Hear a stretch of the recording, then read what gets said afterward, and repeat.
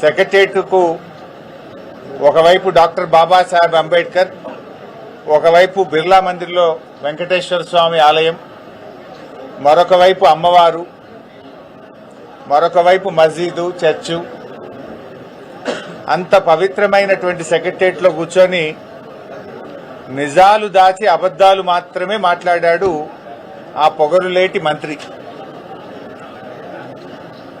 నిన్న ఆయన ఫ్రస్ట్రేషన్ చూస్తూ ఉంటే, ఆయన బూతులు మాట్లాడే విధానం చూస్తూ ఉంటే ఎంత డిఫెన్స్లో పడ్డాడో స్పష్టంగా రాష్ట్ర ప్రజలకు అర్థమైంది.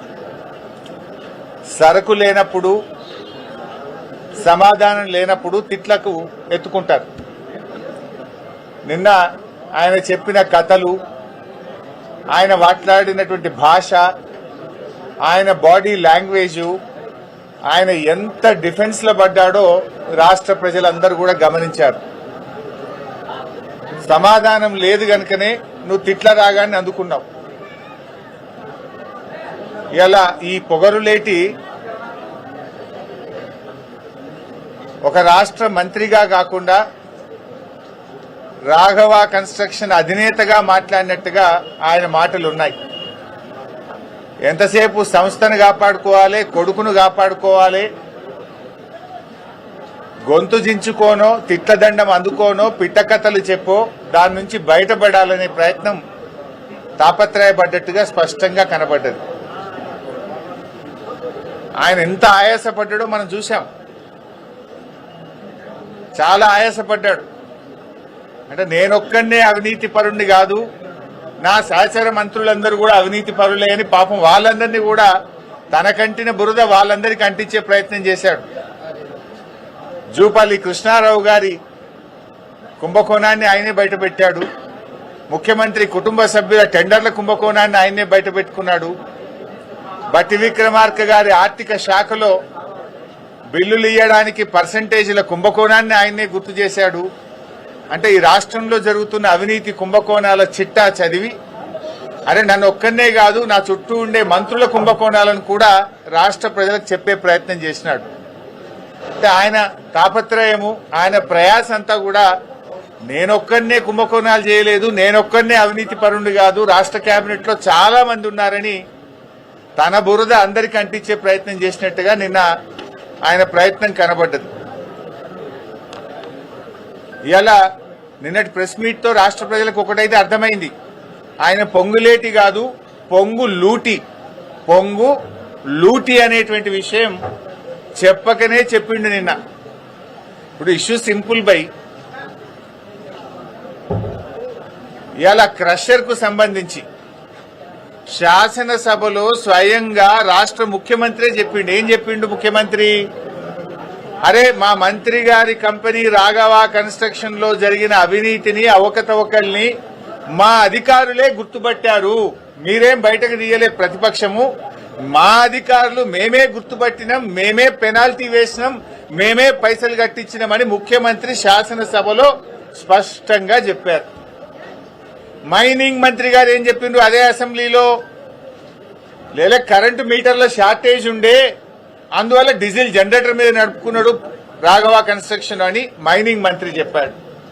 మరి అనుమతులు లేవు కదా అంటే, ఆ అనుమతులు కొద్దిగా లేట్ అవుతాయి కదా, ఢిల్లీకి పొల్యూషన్ కంట్రోల్ బోర్డుకి అప్లై చేసుకున్నాడు రాఘవ కన్స్ట్రక్షన్స్ అని మైనింగ్ మంత్రి చెప్పాడు. అధికారులు ఏం చెప్పారు? ఒక్క అధికారి కాదు, revenue, electricity, pollution control board, mining department, 4 శాఖల అధికారులు మైన్ ఇన్స్పెక్ట్ చేసి, 4 శాఖల అధికారులు ఇది ఇల్లీగల్ మైన్, అనుమతులు లేకుండా నడుపుతున్న మైన్ అని 4 శాఖల అధికారులు రాఘవ కన్స్ట్రక్షన్ కు నోటీస్ ఇచ్చారు. అంటే ఇప్పుడు 4 శాఖల అధికారులు చెప్పింది తప్ప, పొంగులేటి చెప్పింది తప్ప, ముఖ్యమంత్రి గారు నిండు అసెంబ్లీలో చెప్పింది తప్ప, ఈ బాంబులేటి చెప్పింది తప్ప, మైనింగ్ మంత్రి చెప్పింది తప్ప, ఈ పొగరులేటి చెప్పింది తప్ప. ఇలా ఆయన సమాధానం చెప్పాలి.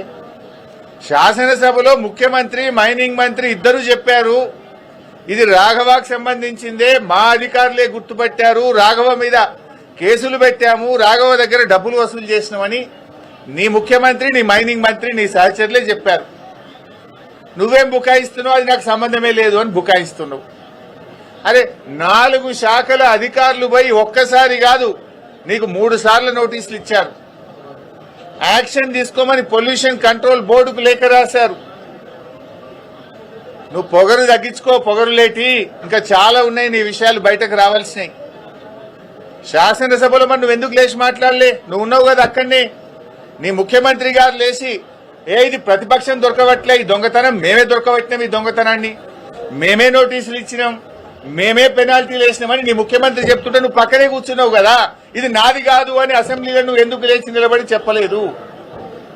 నీ మైనింగ్ మంత్రే లేచి రాఘవకు అనుమతులు లేవు, రాఘవ అనుమతుల కోసం ఢిల్లీకి అప్లై చేసిందని చెప్తే అసలు రాఘవకు మైనే లేదని నువ్వు అసెంబ్లీలో లేచి ఎందుకు చెప్పలేదు? నువ్వు అసెంబ్లీలో ఉన్నావు కదా, నా పక్క సీట్లనే కూర్చున్నావు కదా, మరి ఆ రోజు ఎందుకు లేవలేదు? 12 రోజులకు గుర్తొచ్చిందా నీకు మైన్ లేదని? ఇదంతా బుకాయించే ప్రయత్నం, మసిబూసి మారేడుగా చేసే ప్రయత్నం. ఆ మైన్ నీది కాకపోతే అక్కడ కంటైనర్ మీద రాఘవ కన్స్ట్రక్షన్ అనే పేరు ఎందుకున్నది? ఆ కంటైనర్ మీద కాంగ్రెస్ పార్టీ జెండా ఎందుకు పెట్టిండ్రు?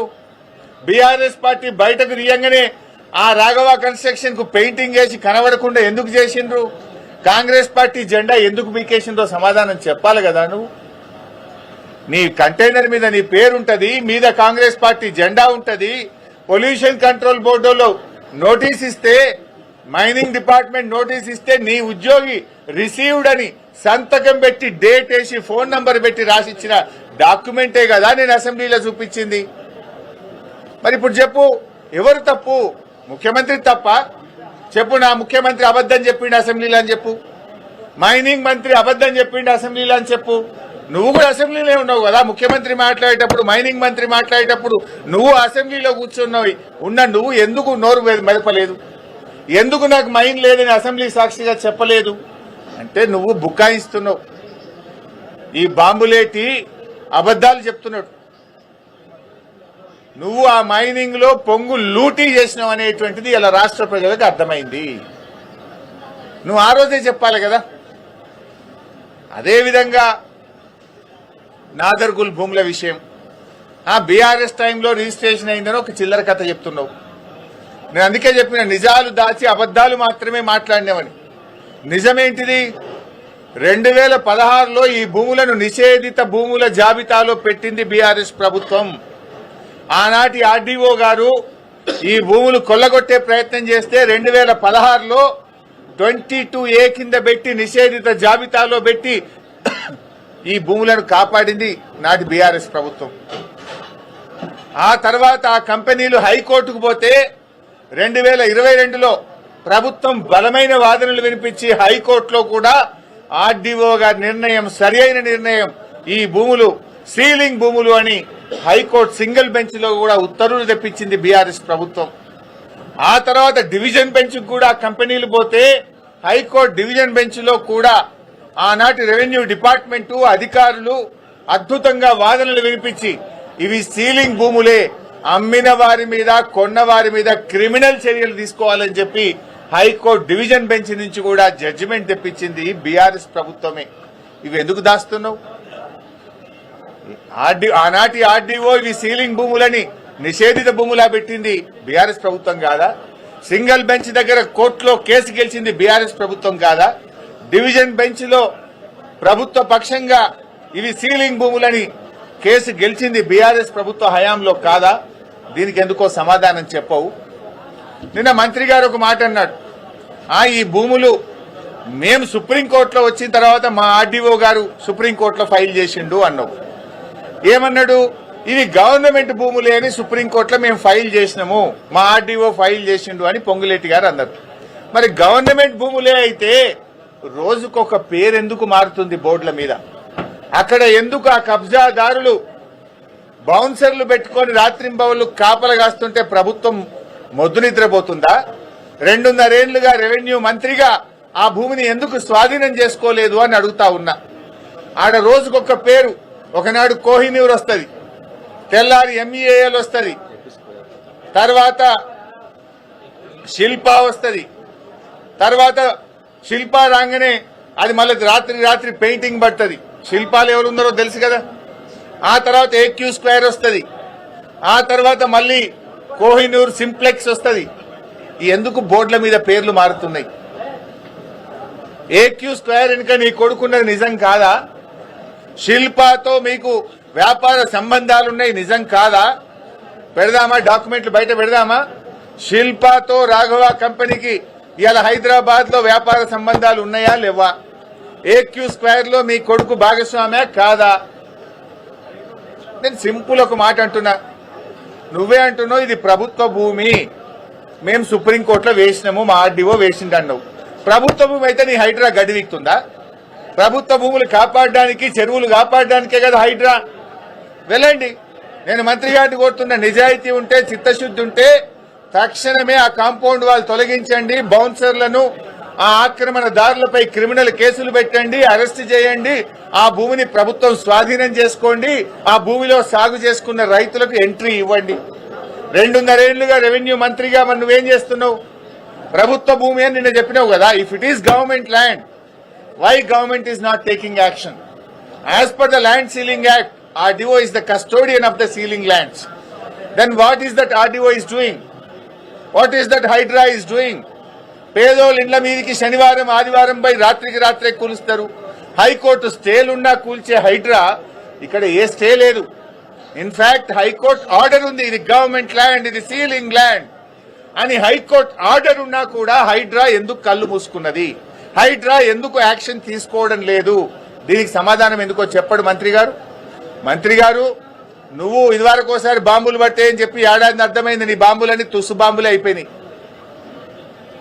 నీ మాటలు విన్నాక రాష్ట్ర ప్రజలకు పొంగులేటి పొగరు దగ్గలేదు, నువ్వు పొగరులేటివి అనే విషయం స్పష్టంగా అర్థమైంది. నీ లూటీ మైనింగ్ లో నువ్వు పొంగు లూటివి అనే విషయం కూడా రాష్ట్ర ప్రజలకు స్పష్టంగా అర్థమైంది. ఇంకా చాలా ఉన్నాయి బయటకు వచ్చేది, ఏమిట్లకేమి రాలే, ఇంకా చాలా ఉన్నాయి. మేము స్ట్రైట్ గా అడుగుతున్నాం, ఇది ప్రభుత్వ భూమి అని ఎప్పుడైతే మీరు చెప్తున్నారో సెక్రటరియట్లో కూర్చొని, అది ప్రైవేట్ ఆధీనుల చేతుల్లో ఉంది. కమాన్, యూ హ్యాండ్ ఓవర్ ఇట్. హైడ్రాను పంపించు, కాంపౌండ్ వాళ్ళు డెమాలిష్ చేయి, ఆక్రమణదారులను, బౌన్సర్లను అరెస్ట్ చేయి, అక్కడ గవర్నమెంట్ భూమి అని పేరు పెట్టి చిత్తశుద్ధి నిరూపించుకో. నంబర్ 1. నంబర్ 2, మైనింగ్ అధికారులే చెప్పినారు, 4 శాఖలు, రెవెన్యూ డిపార్ట్మెంట్, రెవెన్యూ అంటే నీ శాఖనే కదా, ల్యాండ్సే కదా, నీ శాఖ అధికారే పోయి చెప్పిండు ఇది రాఘవాది అని. Revenue, electricity, mining, pollution control board, 4 శాఖల అధికారులు పోయి ఇది రాఘవ అక్రమ మైనింగ్ అని నీకు నోటీస్ ఇచ్చింది. ఆ 4 శాఖల మీద యాక్షన్ తీసుకో. మరి వాళ్ళ తప్ప నీ తప్ప తేలాలి కదా. మరి లేదు, నీ ముఖ్యమంత్రి, నీ మైనింగ్ మంత్రి, నీ సహచర మంత్రి చెప్పిండు కదా ఇది రాఘవది, మేమే దొరకబట్టినాం, మేమే పెనాల్టీ చేసినాం, దొంగను దొరకబట్టినాం, పైసలు వసూలు చేసినామని నీ ముఖ్యమంత్రి చెప్పిండు. మరి ముఖ్యమంత్రి చేత చెప్పి, ముఖ్యమంత్రి అసెంబ్లీలో అబద్దం ఆడిండని చెప్పి, మరి మైనింగ్ మంత్రితో చెప్పి ఆయన అబద్దం ఆడిండని చెప్పు. లేదు, నువ్వు క్షమాపణ చెప్పు ఫస్ట్. ముఖ్యమంత్రి, మైనింగ్ మంత్రి అసెంబ్లీలో లేచి రాఘవకు మీటర్లు దొరకలే కనుక డీజిల్ జనరేటర్ మీద నడిపిండు, అనుమతుల కోసం ఢిల్లీకి అప్లై చేసుకున్నాడు, రాఘవకు మన పొంగులేటికి సంబంధమే లేదు అని ముఖ్యమంత్రి అసెంబ్లీలో మాట్లాడిండు. మరి నువ్వెందుకు ఆ రోజు అసెంబ్లీలో మౌనంగా తల కిందికేసుకొని కూర్చున్నావు? క్షమాపణ చెప్పు. మరి ఆ రోజు నేను లేవలేదు అసెంబ్లీలో, నాకు అర్థం కాలేని క్షమాపణ చెప్పు. మరి 12 రోజులకు ఎందుకో నీకు జ్ఞానోదయం అయింది?